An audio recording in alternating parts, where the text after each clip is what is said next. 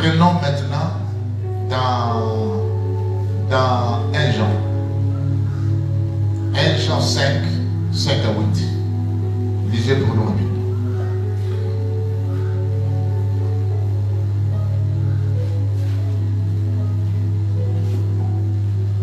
1 Jean 5, 5 à 8. Oui. Qui est celui qui a triomphé du monde? Sinon, celui qui croit que Jésus est le Fils de Dieu. C'est lui, Jésus-Christ, qui est venu avec de l'eau et du sang. Non avec Jésus est venu avec quoi? De l'eau et du sang. Jésus est venu avec de l'eau et du sang. Quand tu penses à Christ, il est venu avec de l'eau et du sang. Quand tu vois des sangs, tu penses à quoi? Au rachat, au service pour la libérer. Mais quand tu penses à l'eau, l'eau, tu penses à quoi?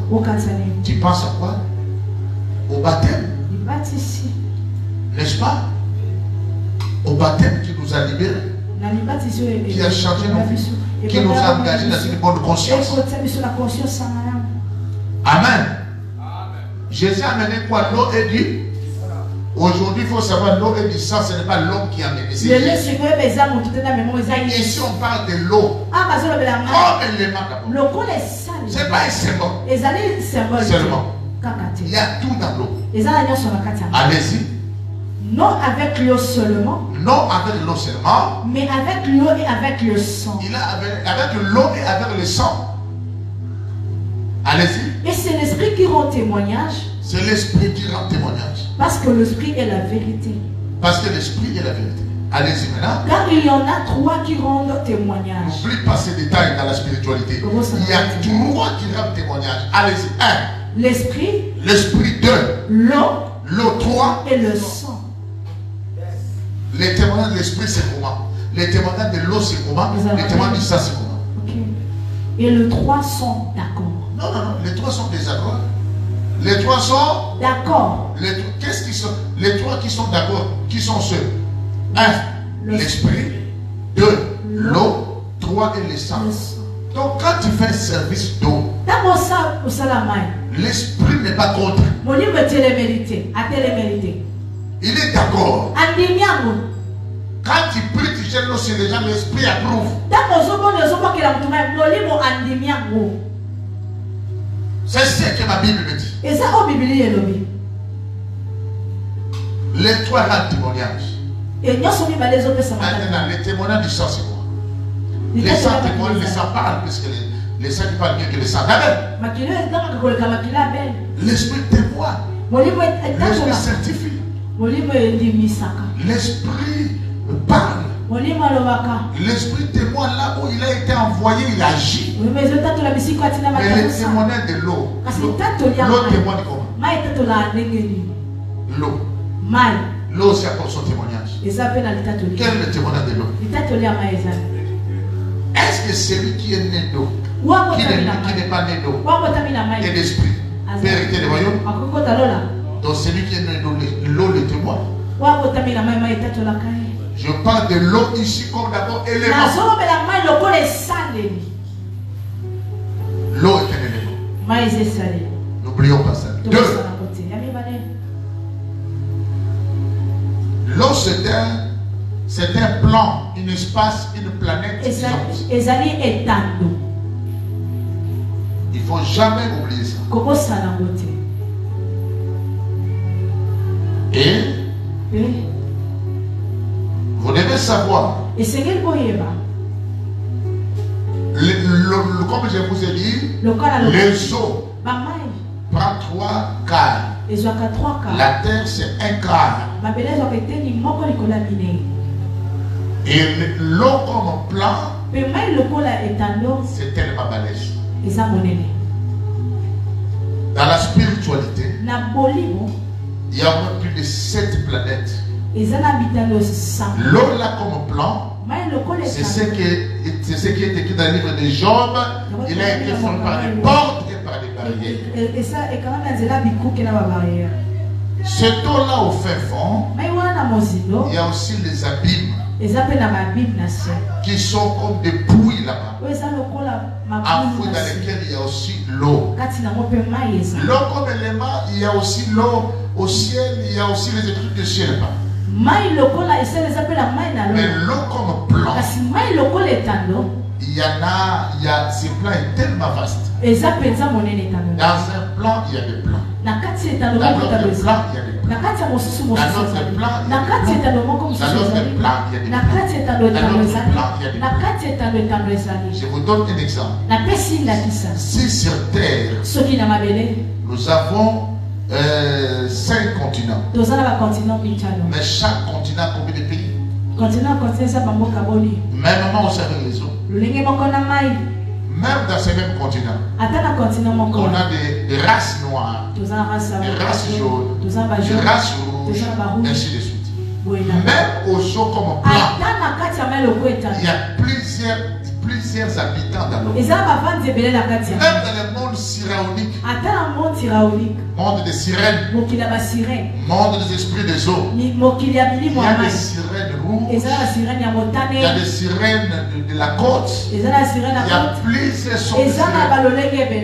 Il y a des sirènes de premier ordre, totalement esprit. Il y a des sirènes hybrides, mélangées. Il y a des sirènes des enfants.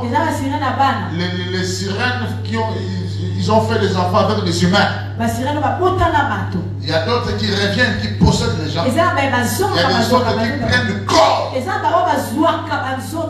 plan de mer est tellement vaste. Mais la Bible dit, comme on a dit avec vous, Dieu avait dit qu'il avait son siège au sein des mers.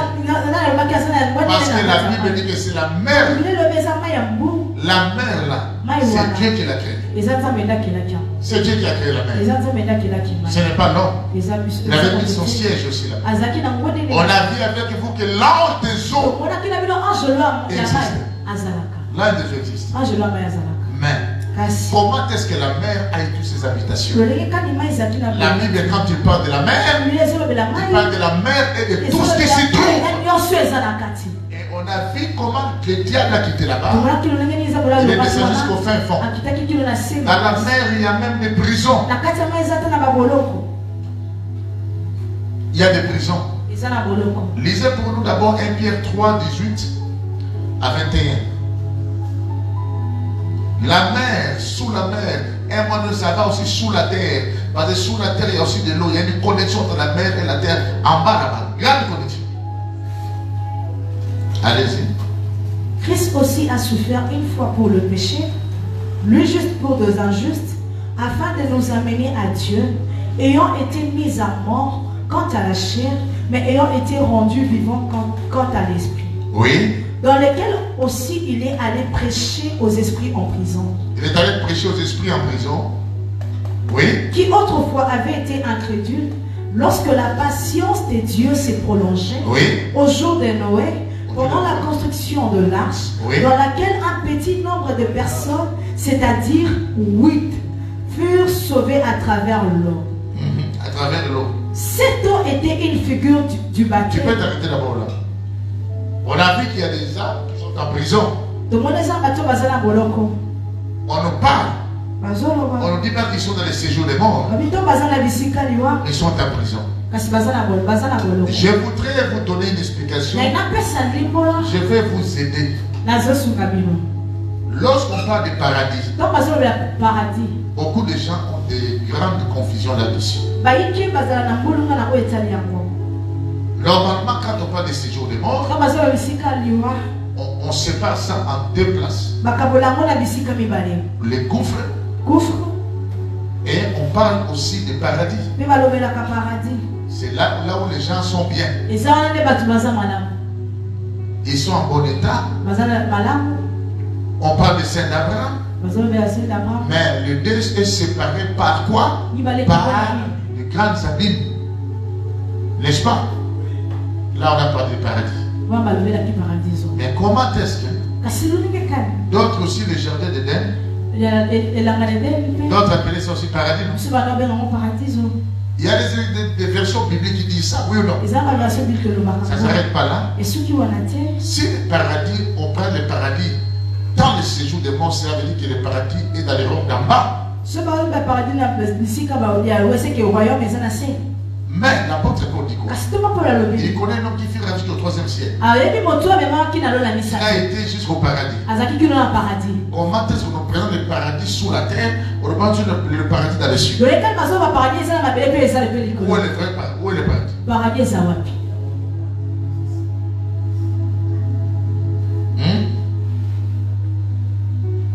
Quand on parle de paradis, dans les plans là, chaque plan a des endroits comme des paradis. C'est un lieu calme. Sous la terre, il y a un bon coin, il y a un mauvais coin. Et dans le ciel aussi, quand je parlerai des morts, c'est là que je vais stigmatiser avec des versets bibliques à la bouche. C'est des fois qu'on a parlé de paradis sous la terre, oui ou non? On pense de paradis dans le ciel.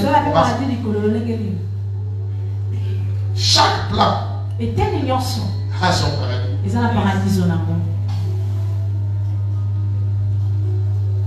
Vous comprenez?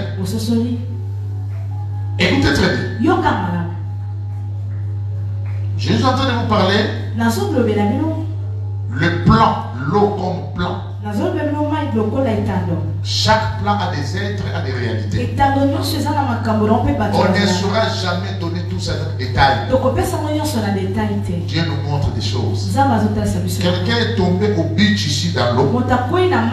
Après 5 minutes, il était sorti des eaux. Il avait des griffes partout. Il travaille au beach. Je dis, les gens qui nous suivent, ils savent que ça s'est passé au beach ici. Après, il est parti au bureau. Il voulait parler à personne. Quand il était tombé dans l'eau, il a fait les 5 minutes, il a disparu. Après, il est revenu, il a plein de griffes. Après, il est parti au bureau. On l'a posé des questions. Il a dit, laissez-moi d'abord. Je vous expliquerai plus tard. C'est après qu'il va dire, quand il était tombé, vraiment tout un monde avec les gens ne voulait pas les libérer. D'autres disaient libérez-les. Il y avait tellement de débats. On les libère, c'est là qu'on a griffonné. Et il s'est revu à la surface. C'est là que les autres.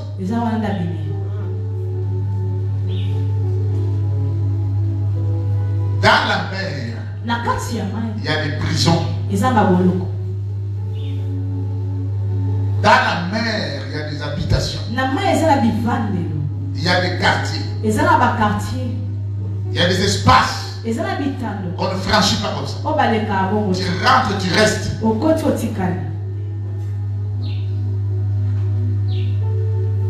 Il y a des marins qui ont vu des choses dans la mer. Il y a des marins qui ont vu des problèmes d'esprit. Il y a des plongeurs qui ont vu des villages, qui ont vu des activités dans l'eau. Ils sont plus nombreux que nous.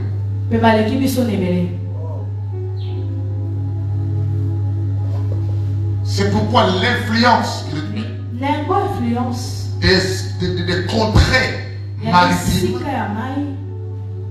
pèse sur le pouvoir. Voilà comment est-ce que les gens arrivaient à rentrer en contact avec les esprits de mer. L'homme était normal. Tout au début, parce que les choses ont été évoluées. Mais des fois la mer se fâche. Des fois les fleuves se fâchent. Des fois des lacs se fâchent. Des fois ça tue des gens. Et les hommes commencent à faire des rencontres avec les esprits.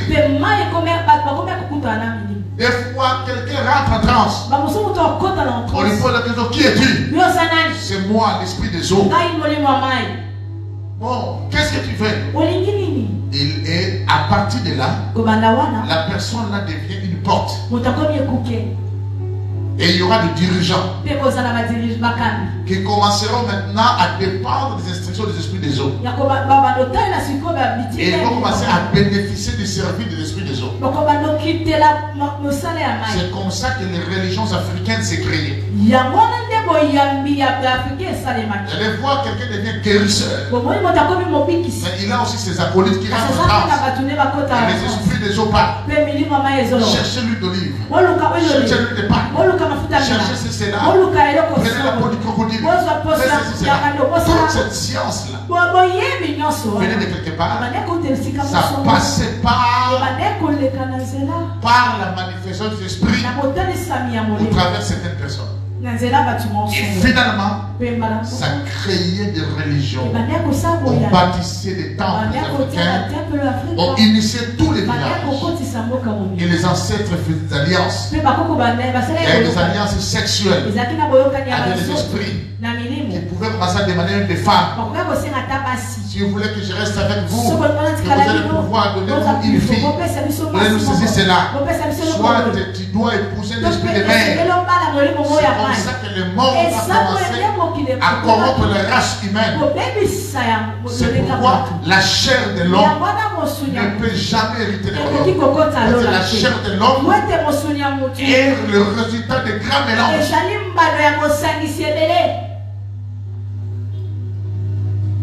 C'est comme ça avec les esprits de mer, avec les esprits de cosmos aussi. Si vous lisez dans Éphésiens, vous allez voir pour le temple de Diane. Lisons-nous un peu ce passage aux Actes des Apôtres. Actes 19, 34 à 35. Allons-y.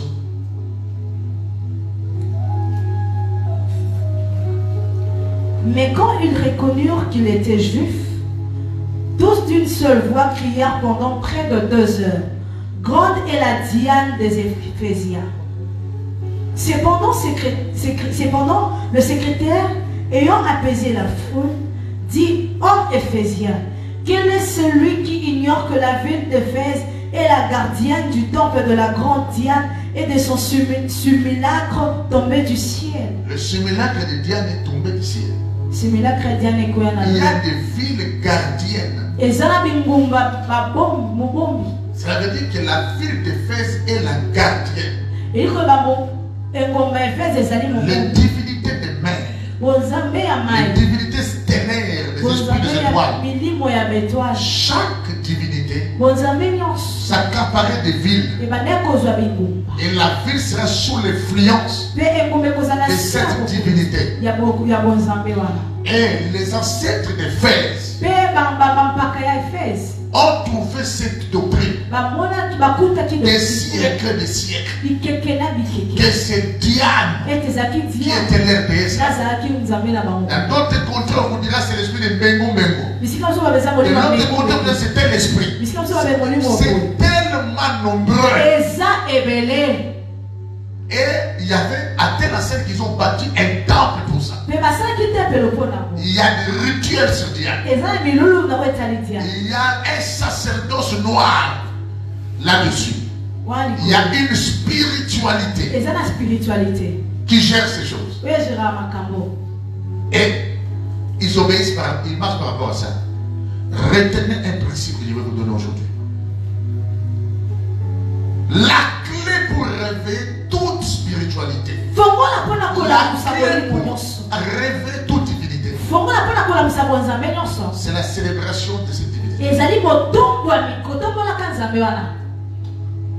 Même nous, Dieu, là où on ne célèbre pas bien, sa gloire ne se manifeste pas. Allez dans des familles où il y a eu des rituels. Quand les gens ne le font plus, cette force va baisser. Il suffit qu'ils puissent refaire ces choses. Vous allez voir comment est-ce que cette divinité va se manifester. Vous comprenez? C'est pourquoi vous allez partir, les gens qui font les chamois, d'autres font ceci. En Amérique latine, il y a tel genre de culte. Vous allez chez les Asiatiques, il y a des cultes, vous avez des dragons. Ce sont des divinités les principaux des esprits de Sheila qui prennent le dessus. Et le monde est rempli de ça partout. Et c'est ce qui a donné naissance à des traditions, à des cultures, à des coutumes, aux lois, aux obligations, aux devoirs et aux interdits. C'est pourquoi quand Dieu a envoyé Israël, il disait, ne vous conformez pas aux pratiques de ces pays-là. Parce que Dieu savait à qui ces gens donnaient gloire.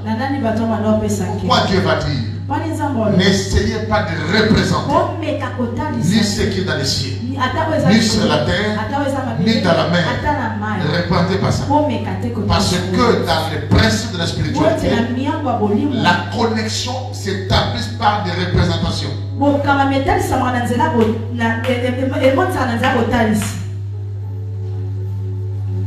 Même l'eau comme élément, ça peut aider à établir une connexion. Il faut faire très attention.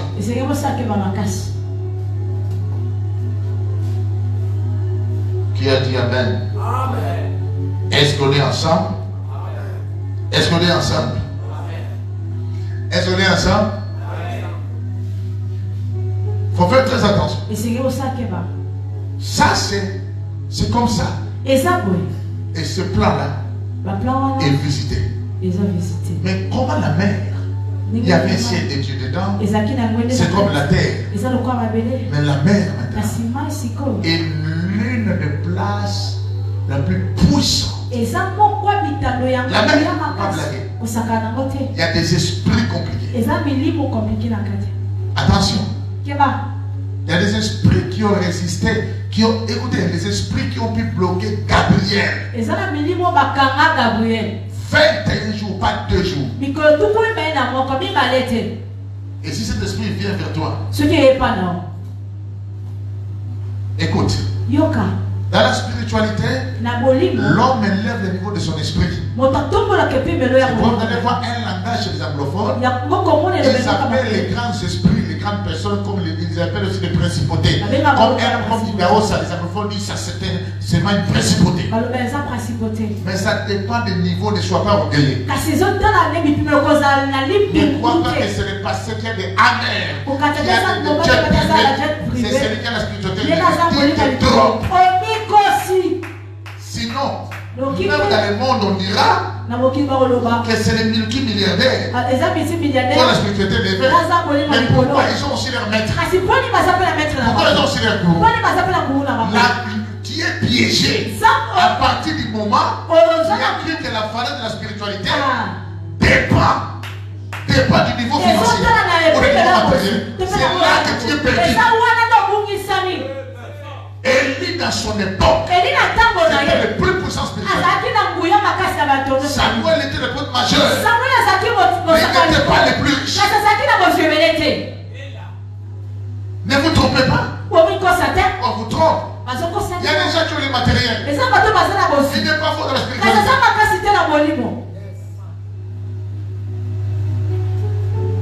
Dans toutes les disciplines, même celui qui est champion du monde, il a son maître, il a son coach qui maîtrise des choses que lui ne maîtrise pas. C'est pourquoi vous allez voir les enfants qui commettent des erreurs. Il a un peu d'ouverture, il a un peu d'argent, il est son père spirituel. Il croit qu'il est plus que son père spirituel. Il a de l'argent plus que lui. Mais il n'a pas Dieu plus. Job de sa souffrance. Il avait tout perdu. Il n'avait pas perdu Dieu. Il ne faut pas jouer. Il y a des gens qui ne connaissent pas la spiritualité. Ils marchent avec l'esprit des enfants. C'est pourquoi le monde du sacerdoce, on nous appelle d'abord sacrificateurs. C'est la peine de vie de sacrifice.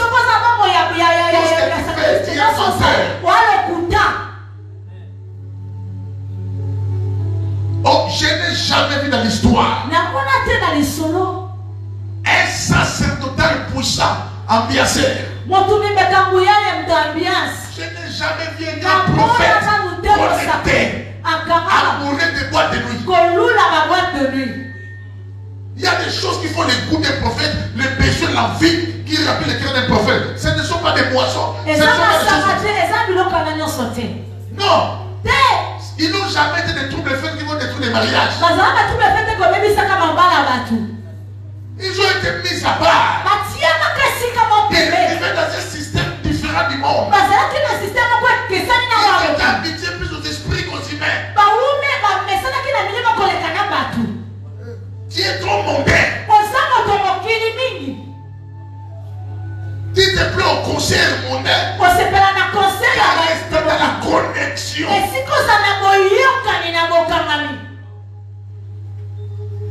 Et ta fierté c'est quoi? J'ai 4x4. J'ai bâti une maison. Il y a des gens sans prêcher l'évangile ont bâti 10, 20 maisons. 30 maisons avec l'argent du vol. Il ne faut pas nous distraire. En fait, c'est comme ça avec le plan. Et ils ont fonctionné avec la terre. Et les mots de la mer influencent tous les contrées d'outre-mer. La force vient de la mer. Vous comprenez? Et maintenant, dans chaque plan, il y a des princes. Il y a des princes qui sont comme des esprits. Dans les mythologies anciennes, on dit Dieu de la mer, Dieu des vagues, Dieu des flots. Mais vous allez voir que ces dieux de la mer là, ils sont nombreux. Cela veut dire qu'ils peuvent désigner la même personne. Pour la même personne. Mais selon les cultures, chaque esprit porte un nom. Et ils dépendent des espaces qu'on leur donne. Il y a la mer, il y a le fleuve, il y a les rivières. Ils peuvent établir la connexion partout, il y a l'eau. Même une petite quantité d'eau peut établir une connexion. Et ils fonctionnent là-bas les esprits des hommes. Mais il y a des endroits bizarres. Mais l'endroit du Léviathan, jusqu'à ce que la Bible dit qu'un jour Dieu va aller juger les Léviathans. Maintenant, Job a dit quoi? Que ce jour-là soit maudit par ceux qui maudissent les jours. Et par ceux qui savent exciter les Léviathans. Il y a deux réalités à retenir. Il a dit qu'il soit maudit par ceux qui maudissent les jours. Donc il y a une catégorie de maudisseurs de jours qui sont ceux-là qui maudissent les jours. C'est une catégorie des esprits maudisseurs de jours. Les gens maudissent son jour jusqu'à dire que cela soit ôté du calendrier. Vous savez que chaque jour est géré par un esprit. Certaines visitations du jour montrent la manière dont cet esprit a fonctionné ou la manière dont cet esprit a été géré. Rien que par les jours. Il y a des jours qui sont restés des jours tristes. C'est ce que Job voulait. Est-ce que la joie soit bannie? Il a refusé par ses jours sur les étoiles. Il a dit que ça soit maudit par ceux qui maudissent. Il y a une catégorie des esprits qui maudissent. Qui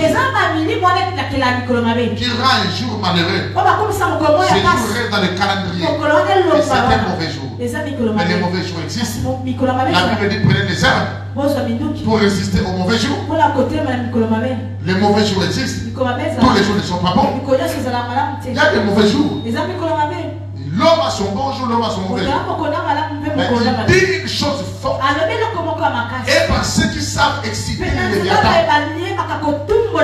ceux qui savent comment on excite les Léviathans, c'est avec ceux qui avaient la pratique de la puissance des eaux. Le Léviathan est dans l'eau. Mais comment est-ce qu'il y a des gens qui ont su comment exciter les Léviathans? Maintenant, mettons ça entre parenthèses. Pourquoi David va dire et toi monstre marin, loue le nom de l'Éternel. Toi monstre marin. À cette époque, il n'y avait pas de cétacés. Mais comment est-ce que David voyait le monstre marin? Il ne voyait pas quel moyen pour parler que ce monstre marin va le connaître. Maintenant, lui, Job dit Ceux qui savent expliquer. Quand on dit ceux qui savent, ça veut dire que ça relève du savoir. Ces gens ont été instruits, ont appris. Ils ont été des sacrificateurs de la doctrine de Léviathan. Ils peuvent l'activer, ils peuvent le désactiver. Et les activer par quel moyen? Par quel principe? Parce que l'autre Léviathan s'agitait. Il détruisait les jours. Il détruisait les jours. Et dans les pays d'outre-mer, ils connaissent quand certains esprits ne sont pas. Qu'est-ce que vous croyez? La barque qui s'est soulevée, la barque, pendant que Jésus était avec les apôtres à la barque, c'était naturel. Non. J'avais dit, Jésus a mis les méthodes. Oui. Il est parti. Il dit, homme de paix, vous avez fait quoi? C'est les Léviathan là. C'est les petits Léviathan là qui vous bougent. Moi j'ai pas entendu de qui. Aïe.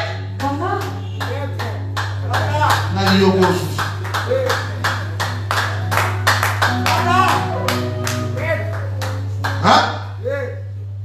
Écoutez. Maintenant il dit tout fondement a été donné. C'était sous la tête de la mer. Et lui te donne avec moi ses pouvoirs. Fais le sacerdoce. Tu vas faire taire les esprits de mer. Dans ton sacerdoce. Les quatre plans là.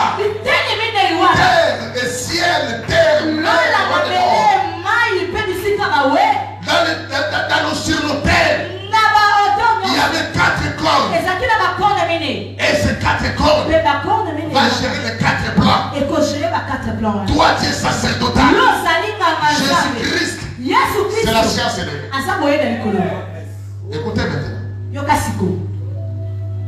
Alors que les gens cherchent la sagesse dans la mer, la mer comme esprit, la mer va parler maintenant. La mer va parler. La mer va parler.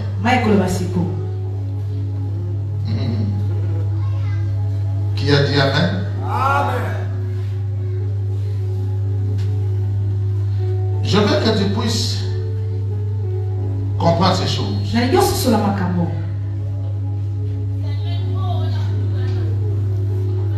Écoutez.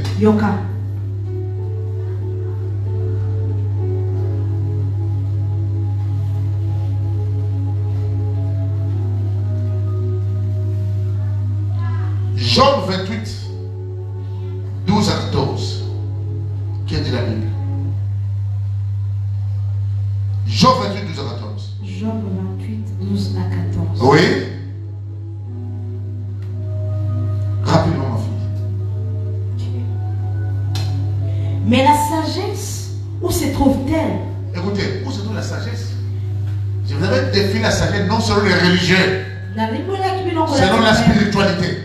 C'est la clé de tout. Il a tout fait avec la sagesse. Il gère tout avec la sagesse. Où se trouve-t-elle? Suivez. Et la demeure de l'intelligence. Où est la demeure de l'intelligence? Ça y est.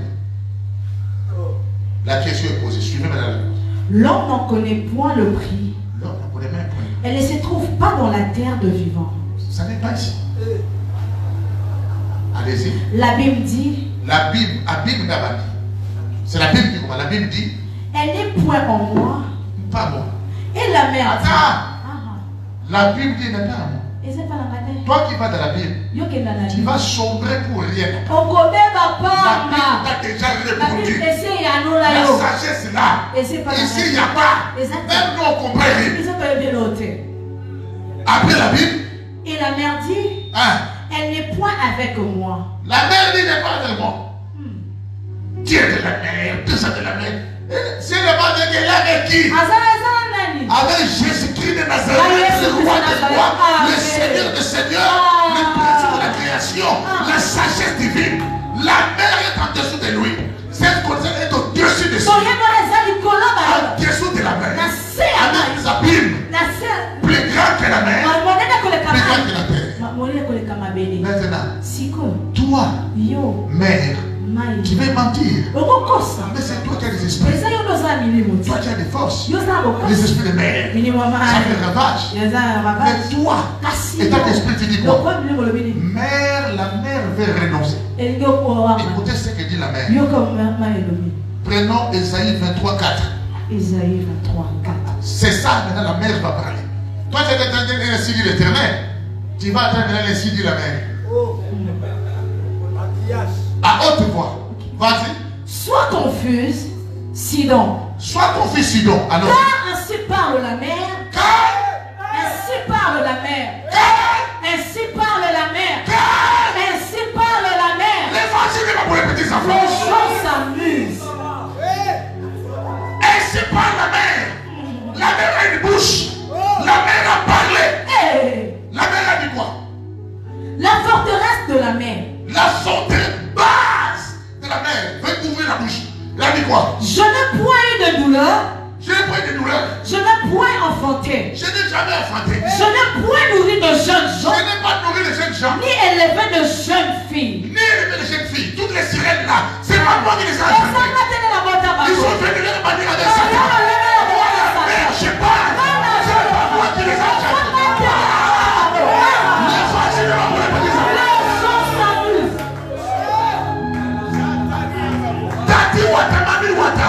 Ce n'est pas moi qui les ai enchantés. C'est pas moi. C'est c'est pas moi. Je n'ai pas de douleur d'enfantement. Satan a été précipité ici. C'est lui qui a créé des choses. Moi la mère, je dis. Répète. Sois confuse. Oui. Sinon. Oui. Car ainsi parle la mer. Ainsi parle la mer. La forteresse de la mer. La forteresse de la mer. Je n'ai point eu de douleur. Je n'ai point enfanté. Allez-y. Je n'ai point enfanté. Je n'ai point nourri de jeunes gens. Ni élevé de jeunes filles. De maison ainsi par l'Éternel. Ce qu'ainsi par la mer Bézanaka. Tu veux que la mère parle? La mère a parlé. La mère a parlé. Je t'annonce. Jésus-Christ. La clé de la vie. Jésus-Christ. La science au-delà de la science. Jésus-Christ. La haute technologie qui peut exister. Jésus-Christ. La spiritualité. Jésus-Christ. La salutation de Dieu pour les hommes. Jésus-Christ. Le vivant réel. Jésus-Christ. Le sang de la gloire. Jésus-Christ. Jésus-Christ. Jésus-Christ.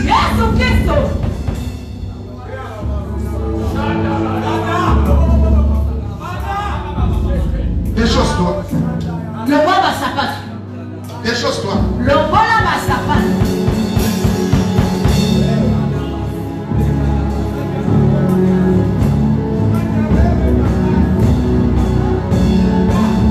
L'Éternel va changer ton histoire maintenant. Yes. Tu vas vivre la réalité du pouvoir. Pourquoi partons sur le pouvoir? On parle de mer, de la mer et du sec.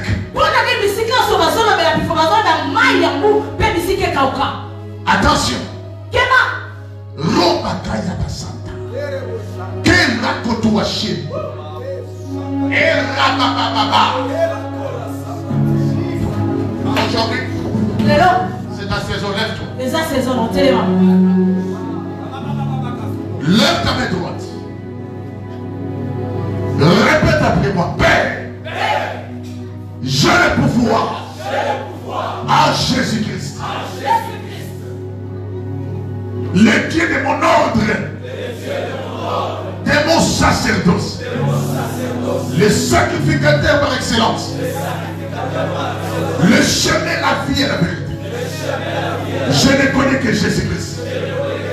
Père de gloire, en ce moment de Covid,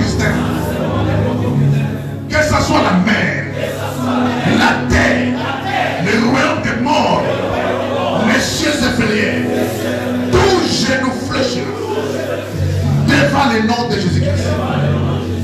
Père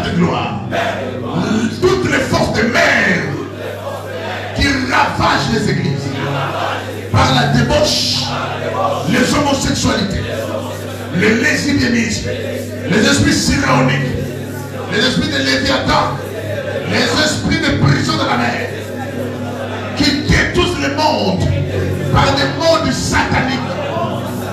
Là où tu me places, par l'œuvre salvatrice de la croix de Golgotha, est au-dessus de la mer, est au-dessus des cieux, au-dessus des abîmes. Père, la mer reconnaît que la sagesse que tu me donnes est au-dessus d'elle. La mer reconnaît qu'elle n'a pas eu d'enfant, ni de douleur. Mais moi, je suis ton enfant. Je suis ton enfant. Toi qui as créé la mer. Et tu me donnes l'autorité. Tu as dit dans ta parole, encore un peu de temps, je brûlerai les cieux et la terre, la mer et le sec, et je rentrerai de gloire. Cette maison qui est ton église, et la gloire de cette maison sera plus grande que celle de la première. Seigneur, la gloire de mon ministère sera plus grande que tout ce que j'ai expérimenté. Voilà pourquoi je me lève et je crie au nom de Jésus. Je prends le pouvoir que le ciel s'ébranle, que la mer s'ébranle, que le sexe s'ébranle. Au nom de allez, commençons à ébranler, ébranler, ébranler, ébranler. Je n'ai pas la gueule de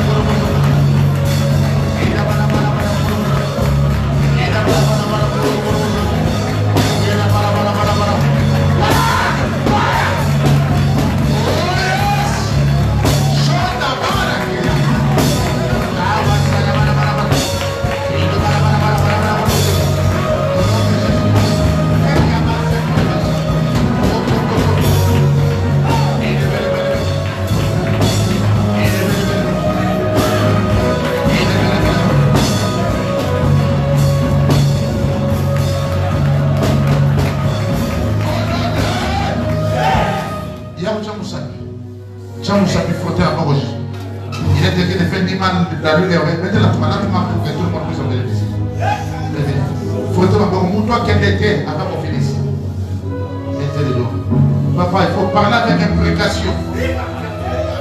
Venez m'ajouter lui. Ajoutez-moi lui. Joyce, venez de lui.